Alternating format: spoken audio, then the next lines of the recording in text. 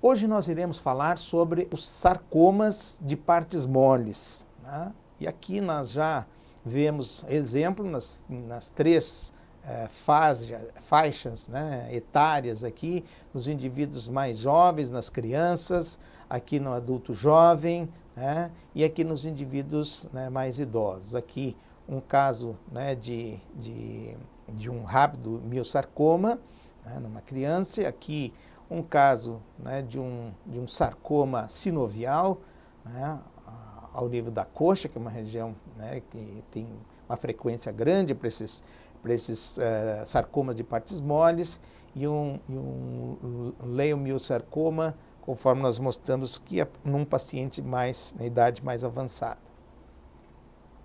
Vamos começar então falando um pouco sobre as considerações iniciais sobre esse tema que nós estamos aqui abordando. Os sarcomas desses tecidos moles, eles podem acontecer em qualquer parte do corpo, mas mais de 75%, cerca de 75%, eles acabam localizados nas extremidades, né? Principalmente na coxa, como eu já comentei com vocês por duas oportunidades até agora. Cerca de 10%, né, cada um desses sarcomas na parede do tronco e na parte também, sobrando os outros 10%, na parte que envolve o tronco e a parte de retroperitônio. Tá? Aproximadamente 30% desses sarcomas, eles estão numa região superficial. Vejam que a grande maioria, cerca de 60%, eles estão localizados em áreas mais profundas. E isso pode fazer com que demore mais tempo para ele fazer uma compressão ou para que ele se torne palpável. E isso é uma questão que pode piorar depois em termos de prognóstico, porque demora mais tempo para se fazer o diagnóstico. Cerca de 10% dos pacientes, eles acabam apresentando metástases já no momento do diagnóstico do tumor primário. E essas metástases, o tipo de metástase mais comum, a gente vai ver também aqui, é a metástase pulmonar, devido à disseminação hematogênica que acontece nesses pacientes, tá?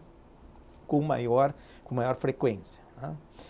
Aproximadamente 3/4 dos sarcomas, eles são histologicamente classificados como sarcoma pleomórfico não diferenciado, né, previamente conhecidos como fibrohistiocytoma maligno, liposarcoma, leiomiosarcoma, mixofibrosarcoma, sarcoma sinovial ou tumor maligno da bainha do nervo periférico.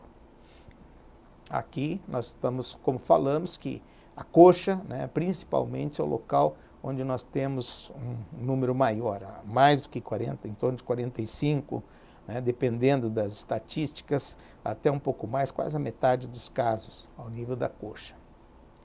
Então a gente vê que é um grupo heterogêneo, né, desses tumores malignos. A origem desses tumores, eles são de origem mesenquimal, né? Representam, vejo que são tumores raros, porque eles representam cerca de apenas 1% dos tumores, né, dos cânceres em adultos, e já nas crianças um percentual maior, 12% do câncer em crianças. 80% desses sarcomas, eles têm a sua origem em tecidos moles, né? Ou seja, não no osso, e restando, né, os outros 20% para a origem óssea. E mais de 50, vocês vão ver depois, durante a nossa apresentação, tem cerca de 50 tipos, né, subtipos catalogados de sarcomas de partes moles, né, segundo a classificação lá proposta pela Organização Mundial da Saúde. E vocês terão acesso depois também durante a aula, a gente vai mostrar aqui. Então, como que se originam, né, como são realizadas essas classificações, levando em consideração o que, por exemplo? Né? Os padrões, né? Os padrões, seja através do tecido de origem das células, ou seja, se as células, né, que dão origem, essas células neoplásicas, elas têm uma origem, por exemplo, de gordura, Nós podemos ter um lipossarcoma, né? Se existe uma predominância, né, nesses tecidos, veja que de acordo com o tecido, se houver